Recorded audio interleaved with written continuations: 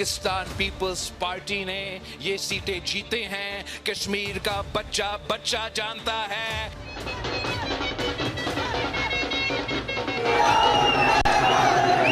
बिलावल भुट्टो साहब अवाम के वोट को, अवाम के फैसले को खुले दिल के साथ तस्लीम करें।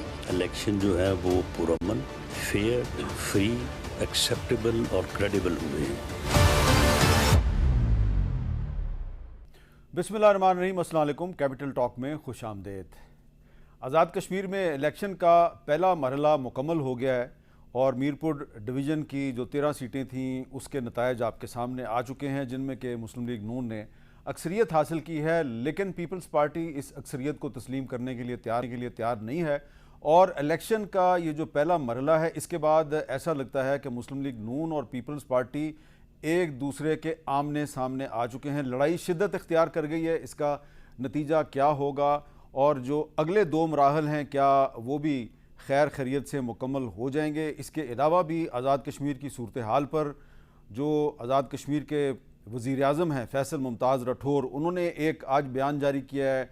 इसी तरह के कुछ बयानात जो हैं वो मुख्तलिफ पॉलिटिकल पार्टीज़ की तरफ से आ रहे हैं। सोशल मीडिया पर भी बहुत से दावे किए जा रहे हैं। तो इस पर गुफ्तगू के लिए आज हमारे साथ मौजूद हैं जनाब सनाउल्लाह साहब, जो कि किसी तारुफ के मोहताज नहीं हैं, और हमारे साथ मौजूद हैं जनाब नासिर अली शाह साहब, जो कि पाकिस्तान पीपल्स पार्टी के सीनियर रहनुमा हैं और सिंध के सूबाई वज़ीर हैं। तो ये जो सूरत हाल है इस पर आज बिलावल भुट्टो ज़रदारी साहब ने क्या कहा, ज़रा वो सुन लीजिए।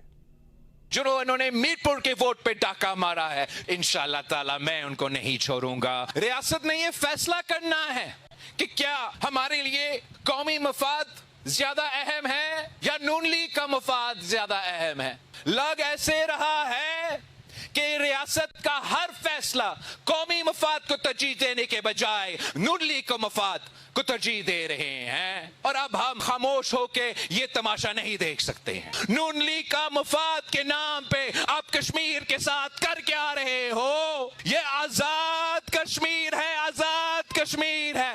हम कभी भी इसको मकबूजा कश्मीर नहीं बनने देंगे।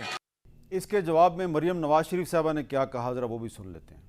बिलावल भुट्टो ज़रदारी साहब की ने अभी अब स्टेटमेंट दी कि रियासत ने फ़ैसला कर लिया कि मुस्लिम लीग नून जीतेगी। बिलावल भुट्टो साहब, मैं आपको ये समझाना चाहती हूँ, ये बताना चाहती हूँ कि इलेक्शन का फ़ैसला रियासत नहीं करती, इलेक्शन का फ़ैसला अवाम करते हैं। तो जिस धांधली का आप इल्ज़ाम लगा रहे हैं वो गिलगित बल्तिस्तान के इलेक्शन में आप जीत गए, वहाँ धांधली नहीं हुई। AJK का इलेक्शन आप बुरी तरह हारे तो वहाँ पर आपने धांधली का इल्ज़ाम लगाया। मैं ये समझती हूँ कि आपको अपने नैरेटिव पे मेहनत करनी चाहिए थी, आपको अपनी परफॉर्मेंस पे मेहनत करनी चाहिए थी। ना आपके पास नैरेटिव था, ना आपके पास कोई प्रोग्राम था AJK के अवाम के लिए, ना आपके पास कोई AJK के लिए रिफॉर्म एजेंडा था, ना ही आपके पास अपनी परफॉर्मेंस थी और ना ही आपके पास अपनी गवर्नेंस का कोई रिकॉर्ड था। सिंध का कोई प्रोजेक्ट बताने के लिए आपके पास कुछ नहीं था। अच्छा, कुछ भी नहीं था जी। तो राना सनाउल्लाह साहब, ये बताएं कि ये जो अब बिलावल भुट्टो ज़रदारी साहब ने आज़ाद कश्मीर को मकबूजा कश्मीर से तशबीह दे दी है। आप दोनों पार्टियों की एक सियासी लड़ाई है, इलेक्शन में ऐसा होता रहता है, लेकिन ये लड़ाई को बहुत ज़्यादा आगे नहीं चली गई। और जब बिलावल भुट्टो जो कि साबिक वज़ीर ख़ारजा हैं, वो जब आज़ाद कश्मीर को मकबूजा कश्मीर से तशबीह देंगे तो उससे फ़ायदा किसको होगा और क्या इसकी ज़िम्मेदारी अब दोनों पार्टियों पर आयद नहीं होती? देखिए, ये इससे फ़ायदा तो यकीनन दुश्मन को होगा, इसमें तो कोई दूसरी राय हो नहीं सकती।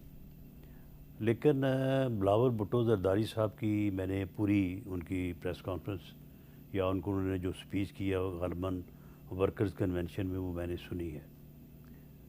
उसके बाद उन्होंने इस स्पीच के बाद उन्होंने कंक्लूड किया क्या, जो मैंने समझा है, उन्होंने मुज़फ़्फ़राबाद डिवीज़न में अपने वर्कर्स को, अपने कैंडिडेट्स को, अपने वोटर्स को उन्होंने ये यकीन दिलाया है कि जो मीरपुर में अक्सरियत हमारी नहीं है, वो हमारी सीटें जो हैं वो 3 सीटों का उन्होंने ज़िक्र भी किया है कि वो 3 सीटें जो हैं वो हमारी जो है वो छीनी गई हैं, वो मैं वापस लूँगा तो वहाँ का हिसाब बराबर हो जाएगा, 6 और 7 हो जाएगा।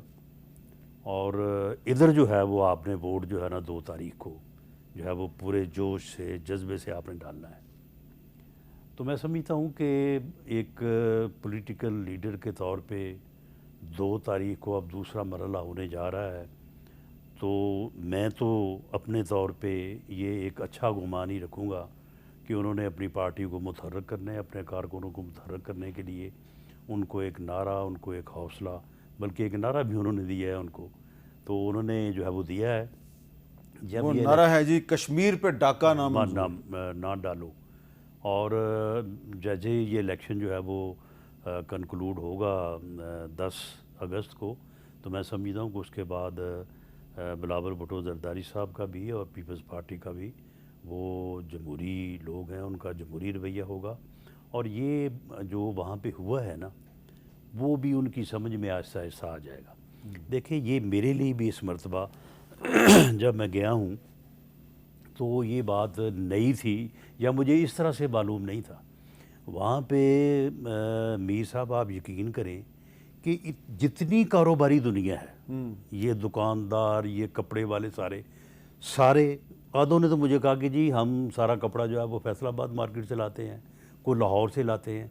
यानी वहाँ पे कारोबारी लोग जो हैं वो पंजाब से इस तरह से जुड़े हुए हैं, और वो पंजाब का आना जाना ऐसा है कि पंजाब को देखते हुए वहाँ पे जो इनिशिएटिव्स मरियम नवाज़ ने लिए हैं और जिनके ऊपर वहाँ पे एक विजिबल चेंज जो है वो आम आदमी को भी नज़र आ रही है, आम आदमी भी बात कर रहा है।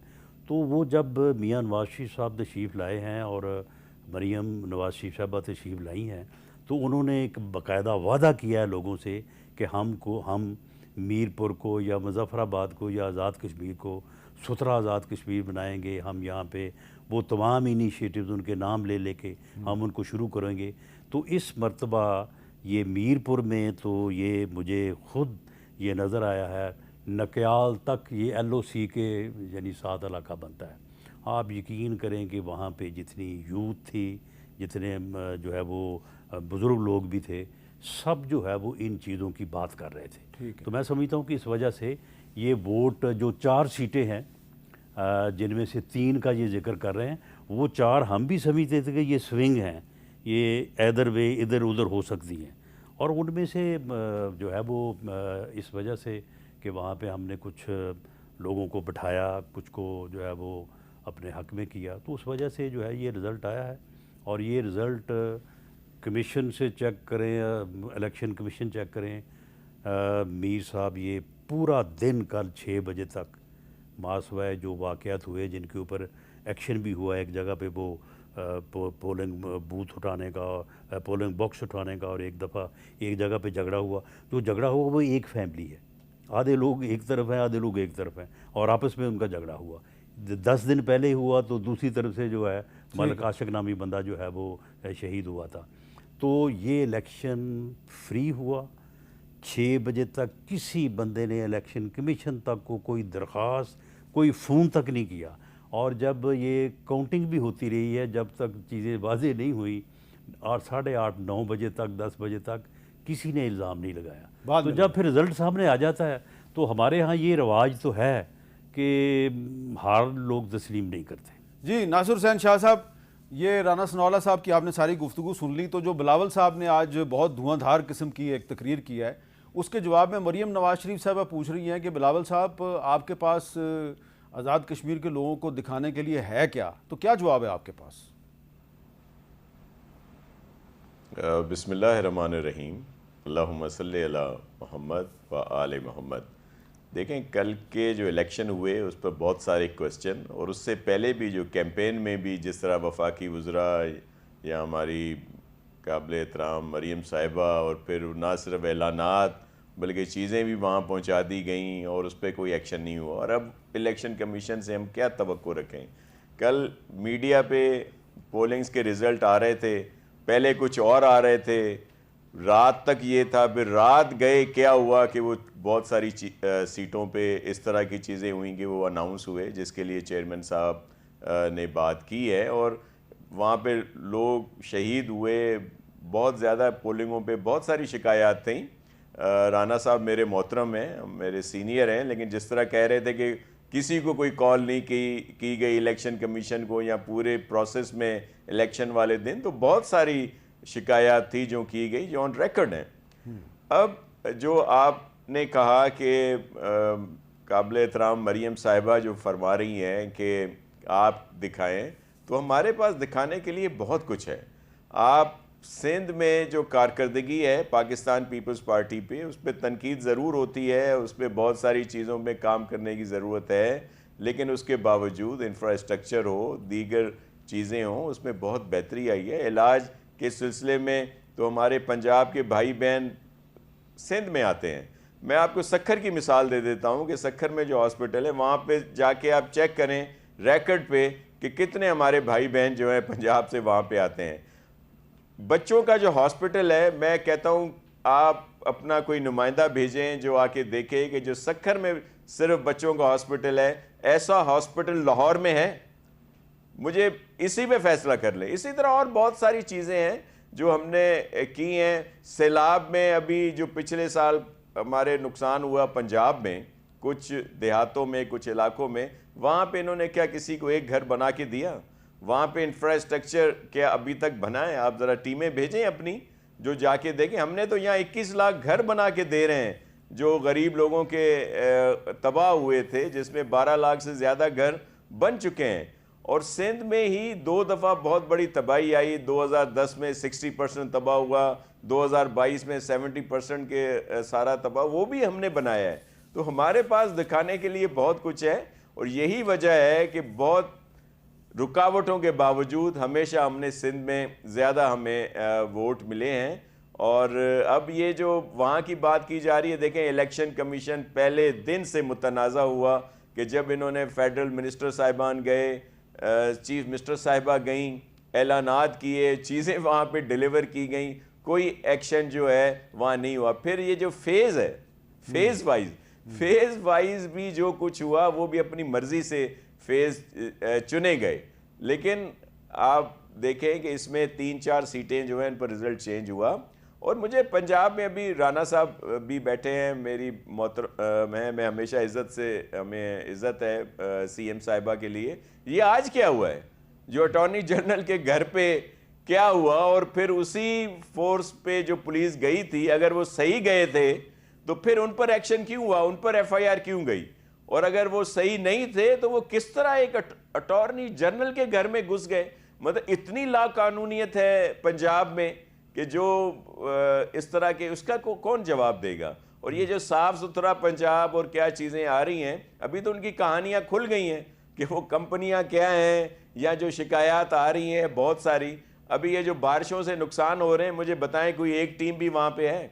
सब जो दीगर लोग हैं, दीगर बड़ी बड़ी जो होते हैं, काम करते हैं लोगों के सपोर्ट के, उनके कैंप लगे हुए हैं। क्योंकि गवर्नमेंट का कैंप लगा है। ये है पंजाब की कारकर्दगी। अच्छा। लेकिन दूसरे पे इल्ज़ाम लगाना बड़ा आसान होता है, हकीकतें मुख्तलिफ होती हैं।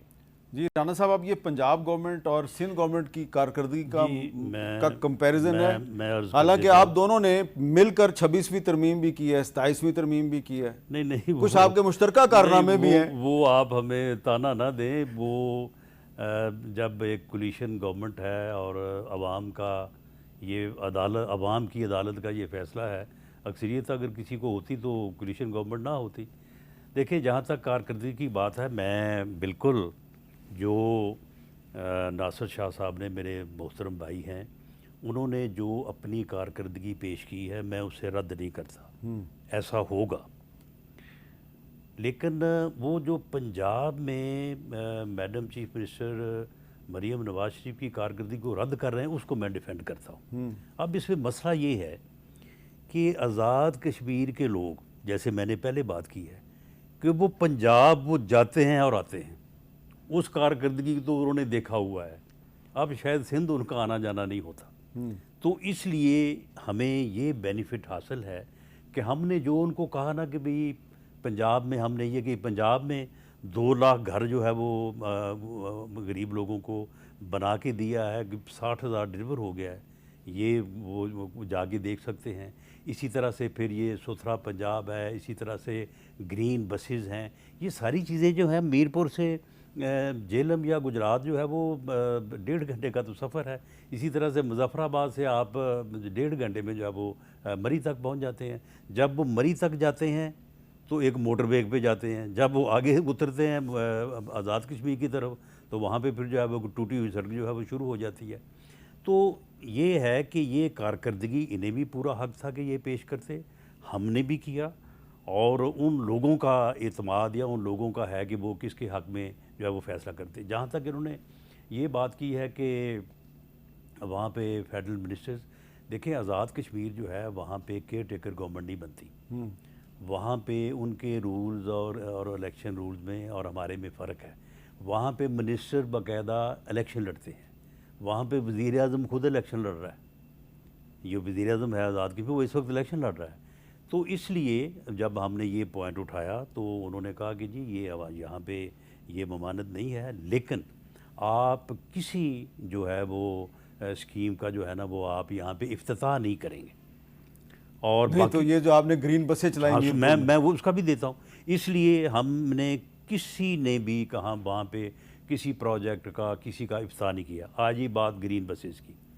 ग्रीन बसेस जो है वो मेरा ख्याल है कि किसी ने, होता है कि लोग ज़िद करते हैं, डिमांड करते हैं कि जी आपने बात की आप वैसे भेज दें, इफ्तिताह जो है वो इसका इलेक्शन के बाद हो जाएगा। वो आई, कोई उनका इफ्तिताह नहीं हुआ। उनको इलेक्शन कमीशन, ये कहते हैं इलेक्शन ने एक्शन नहीं लिया, वो इलेक्शन कमीशन ने जो है वो ज़ब्त कर ली। ज़ब्त कर ली, बिल्कुल, ये ऑन रिकॉर्ड है चीज़, वो ज़ब्त कर ली। और इलेक्शन वाले दिन जो किसी की ख्वाहिश थी या हमारे किसी कैंडिडेट में से कि जी उस दिन अगर बसें होंगी तो वो लोगों को जो है वो पोलिंग स्टेशन पे लेके जा रही होंगी, ला रही होंगी, तो उससे हमें फ़ायदा होगा। और फिर दूसरी बात, उन बसेस ने चलना था मीरपुर शहर में, और मीरपुर शहर के नवाही इलाके में वो हल्का बनता है LA 2 और 3, वो दोनों तो हम हार गए हैं। अच्छा, तो फिर बसेस का तो फ़ायदा जो है वो नासिर शाह साहब को हुआ ना, हमें तो ना हुआ। तो इसलिए ऐसा कोई मामला नहीं। लेकिन नासिर शाह साहब ने पंजाब पुलिस की जो परफॉर्मेंस है उसके बारे में एक मिसाल दे के वाजे किया है कि वहाँ पर अटॉर्नी जनरल ऑफ पाकिस्तान के घर पे छापा मारती है पुलिस, फिर उसी पुलिस के खिलाफ मुकदमा भी दर्ज हो जाता है। देखें, अगर किसी ने गलत कोई वहाँ पे इंट्रूजन की है तो उसके खिलाफ मुकदमा दर्ज होना चाहिए। लेकिन वहाँ पे रेंजर्स भी थे, वहाँ पे पंजाब पुलिस भी थी, वहाँ पे दीगर एजेंसी के लोग भी थे। जहाँ कहीं भी, अब आप देखें कि IPP के मतलब ये था कि जी ये बड़ी लाडली जमात है, उसके कैंडिडेट ने 30 लोगों के साथ जाके बैलेट बॉक्सेस उठाए और उनको जला दिया। IPP का बंदा था, IPP का बंदा था, शान सोनी, वो गिरफ्तार है कल का। ये जहाँ पे ये कत्ल का वाक़या हुआ, 6 बंदे उसी वक्त गिरफ्तार हुए। रात को वो जो थैलों वाला मामला हुआ था, चोरी यासीन साहब ने, उनका एक पटवारी है कार ख़ास कैसर, उसने जो है वो पोलिंग 2 प्रिजाइडिंग अफसर लिए और ला के जो है वो एक अपना शाह साहब हैं उनके घर में उनको बैठाया। वो शाह साहब जो हैं वो कार ख़ास हैं चोरी यासीन के, वहाँ पे उन्होंने काम डालना था। वो पता चल गया, लोगों ने शोर मचा दिया, लोगों ने जाकर उनको पकड़ लिया। मौके से वीडियो बनी और हर चीज़ पकड़ी गई। उनके ख़िलाफ़ मुकदमा दर्ज हुआ, और मुकदमा दर्ज होने के बाद हमने मुतालबा किया कि जनाब इस हल्के का इलेक्शन जो है वो रोक दिया जाए। और टिल दिस इंक्वायरी, क्योंकि ये पटवारी साहब जो हैं, पता नहीं ये पटवारी साहब ने इतने फेरे कितने और किस जगह पे लगाए हैं, लेकिन वो नहीं हुआ इलेक्शन। वो हुआ, लेकिन वो पटवारी जो थे ना, एक पटवारी पकड़ा गया, बाकी दौड़ गया, क्योंकि हमने वो मीडिया पे हर जगह पे उस बात को उछाला। तो उस वजह से चोरी यासीन जो है वो एक हल्के जो जीत गए, दूसरे के पटवारी जो थे ना वो काम नहीं दिखा सके और वो हार गए। एक उस सीट का ये एक फरमा रहे हैं कि जी हम हार ही नहीं सकते। भाई देखें, वो ये हल्के जो है वो पहले से बता रहे थे। मैंने इलेक्शन से 10 दिन पहले कहा था कि ये 8-5 का फिगर होगा, ये 7 भी हो सकता है, और ये जलसे के बाद 9 भी हो सकता है। जलसे से पहले हम 7-8 पे थे और एक्सपेक्ट कर रहे थे कि या 7 होगा या 8 होगा। जलसे के बाद हमें उम्मीद थी कि ये 8 जो है शायद 7 ना हो, 9 हो जाए। इतना सा फ़र्क है। जी नासिर हुसैन शाह साहब, ये तो अब आपकी पार्टी के जो लीडर हैं चौधरी यासीन साहब, उन पे इल्ज़ाम लग गया कि जी वो पटवारियों की मदद से इलेक्शन जीतने की कोशिश कर रहे थे। तो हुकूमत तो अभी भी वहाँ पे पीपल्स पार्टी की है। फैसल मुमताज़ राठौर साहब जो हैं आज भी आज़ाद कश्मीर के वज़ीर आज़म हैं, तो पीपल्स पार्टी जो है वो इखलाकी तौर पर ये इल्ज़ाम लगाया कि जी वहाँ धांधली हो गई है, तो ये क्या आप जस्टिफाइड हैं? देखें, जब इलेक्शन प्रोसेस होता है तो प्राइम मिनिस्टर हो या दीगर हो जो अगर वहाँ पे हैं तो उनके सारे इख्तियारात सल्ब होते हैं और फिर एडमिनिस्ट्रेशन जो है वो इलेक्शन कमीशन के उस पर चलती है। और बड़ी माजरत के साथ राना साहब मेरे बड़े भाइयों की तरह हैं कि ये पटवारियों की सियासत तो कोई और करता है, पाकिस्तान पीपल्स पार्टी ने तो कभी नहीं की। भाई हमारे ऊपर इल्जाम दूसरी था ना, बात ये आपने है शुरू कर दिया है, चौधरी यही तो गिला है। चौधरी यासीन साहब आपके इल्म में है कि जब लास्ट इलेक्शन हुआ था उसमें भी बड़ी, जो आपके इल्म में किस तरह वो हुए थे इलेक्शन, उसमें भी वो 2 सीटों पे कामयाब हुए थे, जिसके बाद में भी बाई इलेक्शंस में भी जिसमें गवर्नमेंट दूसरों की बन चुकी थी उसके बावजूद। तो ये इस, और फिर एक दूसरे हमारे जो परवेज साहब हैं उनको किस तरह हराया गया थोड़े से वोटों पे, और 1-2 और हमारी इस तरह की सीटें थीं जो पहले हम जीत रहे थे बाद में एकदम से आ गया। मैं एक चीज़ का रिस्पॉन्स ज़रूर करना चाहूँगा, जीबी की बात की थी मेरी इंतहाई मोहतरम सीएम साहिबा ने, तो वहाँ पे तो बड़ी कोशिश की गई थी कि पीपल्स पार्टी की गवर्नमेंट ना बन सके, और उस वक्त भी 3 से 4 सीटें आज भी हैं जो मुतनाज़ा हैं, जो हमसे ले ली गई। जो जीती हुई सीटें थी उनके एक दफ़ा रिजल्ट दे दिया गया और फिर दोबारा वो जो चेयरमैन साहब ने कहा था कि नया फॉर्म मैंने सुना है फॉर्म 49, तो वाकई हमारी इतला के मुताबिक वो नई चीज़ थी कि 49 आ गया और उसमें हमारे कैंडिडेट को जो है हरा दिया गया था। और बाकी ये सबके दिल पे हाथ रख के कि जो जिस तरह मैंडेट मिला है दीगर उस इलेक्शन में भी, वो भी सबके इल्म में है, लेकिन मैं उस पर नहीं जाता। लेकिन हकीकत ये है कि ये बहुत बड़ी धांधली वहाँ पे हुई जो अब ये वाला कश्मीर वाला इलेक्शन है, और इसमें सिर्फ एक चीज़ जो बार बार दोबारा आइंदा हो सकता है आप सवाल करें कि भाई फिर पीपल्स पार्टी जो है वो क्या कहते हैं कि ये पाकिस्तान पीपल्स पार्टी है, और मैंने कई दफ़ा कहा है कि हमारे लिए मजबूरी पाकिस्तान और जमहूरियत है। हम किसी और पार्टी की तरह ये नहीं है कि वोट ऑफ नो कॉन्फिडेंस आए, आईनी तौर पर उतारा जाए और असेंबलियां तोड़ने की कोशिश करें, या फिर असेंबलियों से अलहदा हो जाएं, या 2 सूबों में हमारी हुकूमत चल रही है उसको घर भेज दें, या कह दें जी हम नहीं तो पाकिस्तान पे भले एटम बम गिरा दिया जाए, या कोई वो ऐसी सिलसिला नहीं है। एक प्रोसेस है शाह साहब जमहूरियत की बहाली के लिए आपको याद होगा जी कि जी शाह साहब आपकी बात जो है वो अपनी जगह दुरुस्त है। 1997 में जी पाकिस्तान जी आप करें 1997 में क्या हुआ? पीपल्स पार्टी को सिर्फ 18 सीटें, सिर्फ 17-18 सीटें दी गई थी, लेकिन उसके बावजूद बीबी शहीद जिंदा थी। सबका प्रेशर था कि आप बाइकआउट करें, ये बहुत बड़ी धांधली हुई है, लेकिन उन्होंने इसका हिस्सा बनी, जमहूरी सिलसिले को उन्होंने सबोताज करने की कोशिश नहीं की, और यही वो सबक है जो चेयरमैन भी और प्रेसिडेंट आसिफ अली जरदारी साहब और हम सब पीपल्स पार्टी वालों के सामने है। अच्छा, अब देखिए इसमें मीर साहब मैं एक बात कर दूं, शाह साहब खुद यानी बड़े वर्कर आदमी हैं और इलेक्शन लड़ते रहे हैं, अपना भी दूसरों का भी। देखें इलेक्शन में मालूम हो जाता है, जिस तरह से मैंने अर्ज़ किया ना कि मीरपुर के मतलब ये बात की थी, अब मुजफ्फराबाद में इलेक्शन है 2 को, वहाँ पे बिलावल साहब पीपल्स पार्टी अपनी मर्ज़ी की जो सिक्योरिटी है उसमें 2-4 चंद इजाफा करवा लें, हर पोलिंग स्टेशन के ऊपर जो है वो 10 बंदे खड़े कर दें, अपने बंदे साथ खड़े कर दें। वहाँ पे 9 सीटें हैं, 9 में से 4 मी आए अंधेरी हम जीत रहे हैं, 3 उन पे जो कुछ मर्ज़ी हम कर लें हमारे लिए वो मुश्किल है, 2 सीटें हैं जो एदर वे हैं, ये फिगर जो है या ये 5-4 भी हो सकता है, 6-3 भी हो सकता है। इसके अलावा कोई रिजल्ट आएगा तो मुझे बताइए। इसके अलावा वो 12 मुहाजिरीन की भी तो सीटें हैं। नहीं 12 देखें मुहाजिर, अच्छा मुहाजिरीन की सीटें, वहाँ फिर पे उसमें भी नहीं, अक्सरियत पंजाब में है। नहीं, अक्सरियत पंजाब में टफ कंपटीशन है वहाँ पे भी। अच्छा, ये अच्छी बात हाँ, आपने की है। बिल्कुल टफ कंपटीशन है जी, टफ कंपटीशन है और जी। और एक बात और सुन लें, इनके वज़ीर आज़म हैं। फैसल राठौर इलेक्शन लड़ रहे हैं। मैं आज आपको बता रहा हूँ कि उनकी सीट खतरे में है। इसका मतलब वो हार रहे हैं। जी, हमारे हिसाब से हम वो हल्का जीत रहे हैं। लो जी, गाली मुक गई।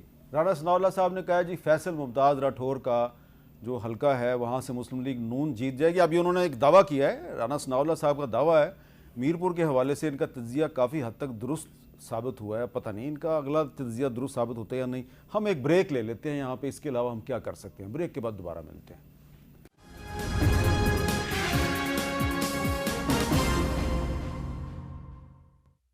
कैपिटल टॉक में खुशामदेद। ब्रेक से पहले बात हो रही थी जी कि जो मुजफ्फराबाद ज़िला की जो सीटें हैं उस पर इलेक्शन होना है जी 2 अगस्त को, और उसके बारे में राणा सनाउल्लाह साहब कह रहे हैं कि वहाँ पर भी बड़ा टफ कंपटीशन है। वो कह रहे हैं जी 4 सीटें हम जीत जाएंगे, 3 सीटें पीपल्स पार्टी जीत सकती है, बाकी सीटों पे टफ कंपटीशन है। और फैसल मुमताज़ राठौर साहब के बारे में उन्होंने कहा है जी कि उनकी सीट ख़तरे में है।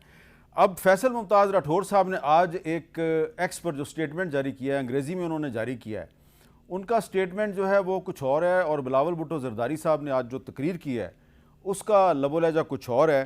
बिलावल भुट्टो ज़रदारी साहब कह रहे हैं जी कि ये जो कश्मीर है, आज़ाद कश्मीर है, इसको आपने मकबूजा कश्मीर बना दिया है। और उन्होंने कहा कि जी आजकल वहाँ पे जो लोग एक एहतजाज कर रहे हैं, प्रोटेस्ट कर रहे हैं, तो उनके साथ बातचीत हो सकती है। लेकिन फैसल मुमताज़ राठौर साहब जो हैं वो कह रहे हैं जी, उन्होंने एक तस्वीर शेयर किया है जिसमें कुछ लोग जो हैं वो नज़र आ रहे हैं, उनके हाथों में असला है। और फैसल मुमताज़ राठौर साहब कह रहे हैं they plan this for weeks and now they have got what they wanted, blood of innocent Kashmiris. और आखिर में उन्होंने कहा I appeal to the people to stay away from these agitators who have a proven record of using civilians as human shield and create a win-win situation for themselves once security personnel act in self defense। तो फैसल मुमताज़ राठौर साहब ने जो मुजाहिरीन हैं जिन्होंने कल Rawla coat से मुजफ्फराबाद की तरफ लॉन्ग मार्च करने की कोशिश की, तो उन्होंने इनको दहशतगर्द करार दे दिया है। राणा सनाउल्लाह साहब, इस मामले पे आप फैसल मुमताज़ राठौर साहब से इत्तेफाक करते हैं? मैं उनसे इत्तेफाक करता हूँ। उन्होंने करीब जो इस वक्त मसला वहाँ पे है उसकी उन्होंने निशानदेही करने की कोशिश की है, लेकिन मैं तो उस मसले को क्योंकि समझता हूँ। अब देखें, ये जो लोग रावला कोर्ट में बैठे हैं और ये कह रहे थे कि हम मीरपुर आएंगे और मीरपुर में लोगों को वोट नहीं डालने देंगे, लेकिन वहाँ पे जिस यानी लेवल पे जाके यानी 56% जो है एवरेज टर्नओवर हुआ है, बल्कि बिम्बर के हलकों में जो है वो 67 और 70% तक भी गया है। ये वहाँ पे वही लोग हैं जिनको जिस तरह से कभी हमने ये मुजाहिदीन को ट्रेंड किया था और भेजा था कि जाओ लड़ो, और उसके बाद वो आज तक हमारे गले पड़े हुए हैं। ये भी कुछ ऐसे ही लोग हैं और उन तंजीमों के लोग वहाँ पे इकट्ठे हैं और उनके पास असला है, और वो वहाँ पे कोई सियासी मुतालबा नहीं है, कोई उनका पब्लिक वेलफेयर का मामला नहीं है। वो लोगों को शील्ड बना के तो वहाँ पे जो है ये जो है वो खेल खेलना चाहते हैं। और बिल्कुल उनके ख़िलाफ़ अगर लॉ एनफोर्सिंग एजेंसीज़ ने वहाँ पे एक्शन लिया है या एक्शन लेगी, तो इसके अलावा वो वहाँ पे कोई और जो है वो कानून नाफिज करने के लिए रास्ता नहीं है। अच्छा, नासिर हुसैन शाह साहब, बिलावल साहब ने आज कहा जी कि मैंने पहले भी एक तजवीज़ दी थी, मैं चाहता हूँ ट्रूथ एंड रिकन्सिलिएशन कमीशन बन जाए, तो उस सूरत में ना तो रियासत जो है उसको पीछे हटना पड़ेगा और विन विन सिचुएशन है, और जो मुजाहिरीन हैं उनको भी मैं राज़ी कर सकता हूँ। और वो ये कह रहे हैं कि ठीक है, जिन लोगों ने पाकिस्तान के ख़िलाफ़ तकरीरें की हैं वो उसकी हमायत नहीं करते, लेकिन यहाँ पर तो फैसल मुमताज़ राठौर साहब जो वहाँ पर मौजूद थे वो तो बिल्कुल जो बिलावल साहब ने बात की है बिल्कुल उससे एक ऑपोजिट बात करें कि ये सारे दहशतगर्द हैं और इन्होंने कई हफ्तों से ये सब कुछ प्लान किया था। नहीं, ये मिलिटेंट तंजीमों के लोग हैं। और राना साहब कह रहे हैं ये मिलिटेंट तंजीमों के लोग हैं, ये ट्रेंड मिलिटेंट्स हैं, ये अस्करियत पसंद हैं। तो आप इस पर क्या कहेंगे? फैसल मुमताज़ राठौर साहब और बिलावल साहब के मौक़िफ़ में आपको फ़र्क नज़र नहीं आता? देखें, मुख्तलिफ पैराएँ हैं दोनों बयानात के। चेयरमैन साहब ने जो बात की ट्रुथ एंड रिकन्सिलिएशन कमीशन की, वो तो एक सही बात है कि वो होना चाहिए। जो फैसल साहब बता रहे हैं, देखें अभी क्या है कि वहाँ पे ये मासूम लोग हैं जिनकी तादाद ज़्यादा है, कुछ शरपसंद अनासर ज़रूर हैं जो उनको उकसा के, और जो बेबी किसी भी एजेंडा पे हैं, जो इस वक्त तक किसी से इतनी मीटिंग्स हुई, सारा कुछ हुआ, लेकिन वो जो कमीशन बनेगा वो ये तयन करेगा कि ये नौबत क्यों आई। लेकिन इस वक्त वो लोग जो वायलेंस पे उकसा रहे हैं या जो इसमें हैं, उनको तो सख्ती से ज़ाहिर पेश आना पड़ेगा, लेकिन वो जो मासूम लोग हैं, ख़वातीन हम देखते हैं एक बड़ी तादाद उनमें नज़र आती हैं, दीगर वो लोगों को तो उन्होंने उकसा कर और दीगर उनको लाए हैं वहाँ पे, तो उनका तो ख्याल ज़रूर रखना चाहिए। लेकिन वो लोग जो मुल्क दुश्मनी की जो बात करते हैं या लोगों के जज्बात को उभारते हैं, उन पर तो एक्शन लेना चाहिए जो वायलेंस में है। ठीक है। अच्छा, आज मौलाना फजलुर रहमान साहब ने भी एक बयान जारी किया है इसी हवाले से। वो कह रहे हैं जी, कश्मीरी अवाम पर फायरिंग और तशद्दुद की हम मजम्मत करते हैं। ताकत के नशे में मदहोश कूतों की अपनी ही नहती अवाम पर फायरिंग खुली दहशत गर्दी है। मौलाना फजलुर रहमान, आज कश्मीर काज को दफन किया जा रहा है, हुकूमती पॉलिसियों के ख़िलाफ़ एहतजाज अवाम का आइनी हक है। ये एक मौक़िफ़ है जमीयत उलमा इस्लाम का, लेकिन साथ ही साथ जो इतलात हैं वो ये भी हैं कि रावला कोट में जो फायरिंग का वाक़या हुआ काबिल मज़म्मत है, ये फायरिंग नहीं होनी चाहिए थी। लेकिन इसमें अगर एक तरफ एहतजाज करने वाले जो हैं लोग, उनकी जानें गई हैं, तो दूसरी तरफ रेंजर्स का एक जवान भी अपनी जान से गया है। तो दोनों तरफ अगर जाने जा रही हैं, इसका मतलब है फायरिंग एक तरफ से नहीं हुई, दोनों तरफ से हुई है। या हो सकता है एक फ्रीक ने फायरिंग की, फिर उसके जवाब में फायरिंग हुई। तो अगर ट्रूथ एंड रिकन्सिलिएशन कमीशन बन जाए तो यकीनन बहुत से हकायक सामने आएंगे। एक ब्रेक लेते हैं, ब्रेक के बाद दोबारा मिलते हैं।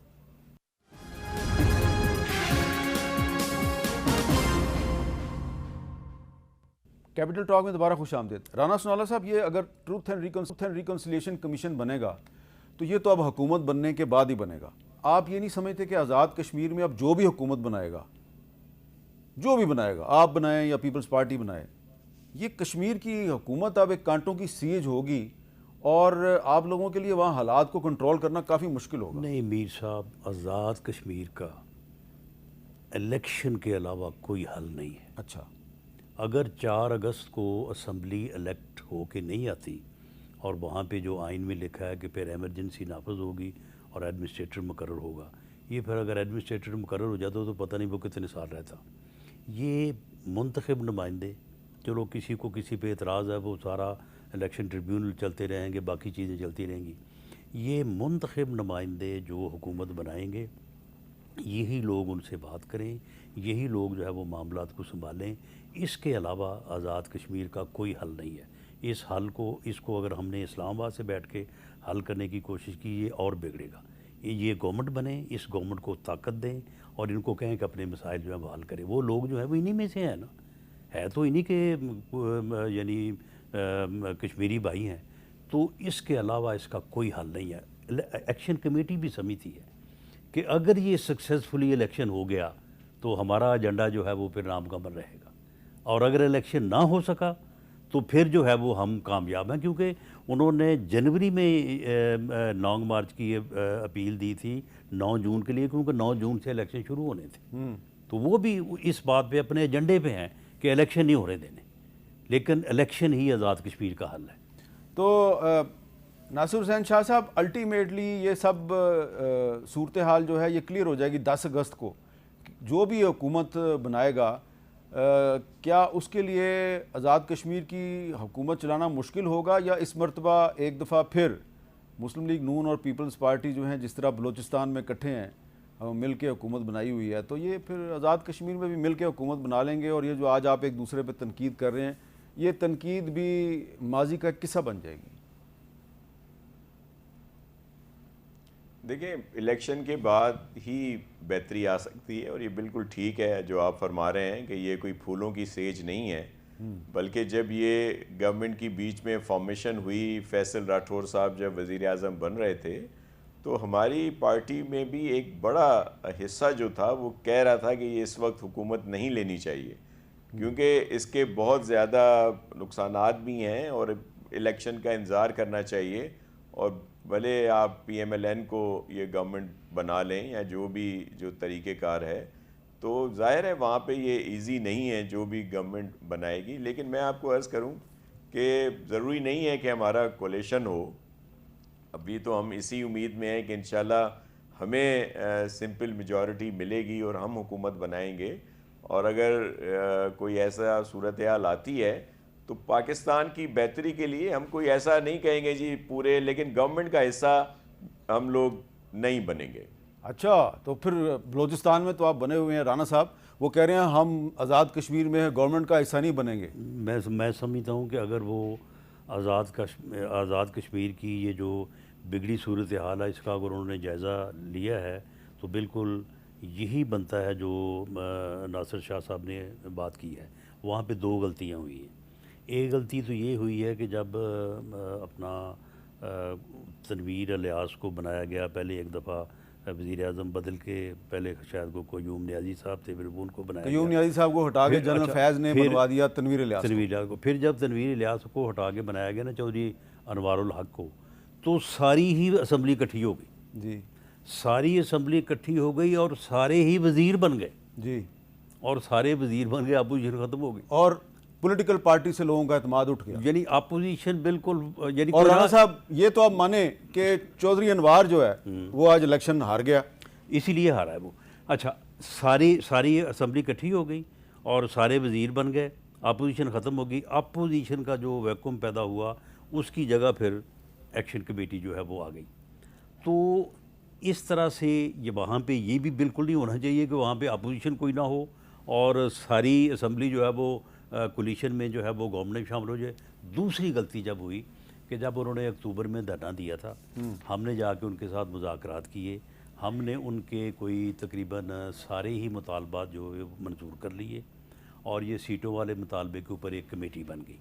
और साथ हमने ये फ़ैसला किया, यानी जो कमेटी में PMLN के लोग थे और पीपल्स पार्टी के लोग थे, कि इस गवर्नमेंट को, कोई गवर्नमेंट में हम भी तो थे ना, हमारे सहारे पे भी थी कि इस गवर्नमेंट को डिज़ोल्व किया जाए और इलेक्शन में जाया जाए।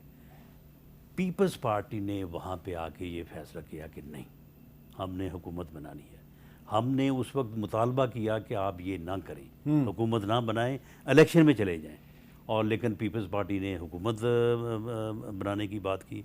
इन्होंने कहा कि जी आप हुकूमत में शामिल ना हों लेकिन वोट हमें दें, जैसे हमने आपको जो है वो मरकज़ में दिए हैं, हमने हुकूमत बनानी है और हमने पूरा वक्त करके, ये 6 माह की बात थी सारी, तो फिर हमने इलेक्शन करवाने हैं। यही 6 माह जो है अब गले पड़ गए हैं। तो नासिर हुसैन शाह साहब, मेरे प्रोग्राम का वक्त ख़त्म हो रहा है, अगर आप 30 सेकंड में कोई जवाब देना चाहते हैं तो दे दें। जी देखें, इसमें मैंने जैसे कहा कि 2 राय थे और फिर मुझे इसका इल्म नहीं कि PMLN क्या चाह रही थी, लेकिन हमारे यहाँ हम शामिल नहीं हुए फिर गवर्नमेंट में कि गवर्नमेंट ना ली जाए। लेकिन अभी आएगा जब सारे रिजल्ट, तो हम तो बहुत पुरुमीद हैं कि हम ही सिंपल मेजॉरिटी होगी और हम ही हुकूमत बनाएंगे, तो फिर ज़रूर राना साहब वाले अपोजिशन में बैठें। अच्छा राना साहब, चलते चलते ज़रा ये बता दें कि ये 12 जो महाजरों की सीटें हैं इसका क्या होगा, इसका क्या मुस्तकबिल है? ये 12 महाजरों की सीटें जो हैं, इसमें ना गवर्नमेंट पाकिस्तान, ना पीपल्स पार्टी, ना PMLN कुछ नहीं कर सकते। आइन में दर्ज है, वहाँ पे अगर कोई अमेंडमेंट होनी है तो ये जो असम्बली है इन्होंने करनी है। ये जो असम्बली मुंतखब होगी जो मर्जी करे, हम कौन है इनको? तो उसमें तो वो 12 महाजरों के जो नुमाइंदे बैठे होंगे तो ये 33 ये बैठे होंगे। अच्छा, यानी अगर वो 12 बैठे होंगे तो 33 जमा 86 सीट 40 ये बैठे होंगे। चलें, बहुत बहुत शुक्रिया राना सनाउल्लाह साहब, नासिर हुसैन शाह साहब, बहुत बहुत शुक्रिया। और फड्डा शुरू हुआ था महाजरों की 12 नशस्तों से, तो उस पर राना सनाउल्लाह साहब कह रहे हैं कि ये जो इलेक्शन मुकम्मल हो जाएगा, नई असम्बली आएगी, इसने फ़ैसला करना है और जो मुआहदा है उसके मुताबिक भी यही होना चाहिए। इजाज़त दीजिए, अल्लाह हाफ़िज़।